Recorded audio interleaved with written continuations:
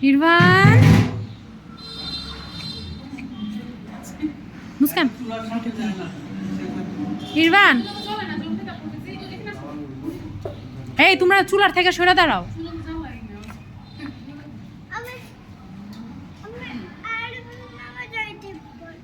মুস্কান একটু ধর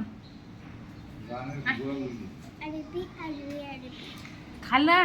আরবি ছাড়াও তো আরবির একটা ভাই আছে ওরে ডাক এই যে জুনায়েদ মামা আমার একটু নিস মুস্কান এখন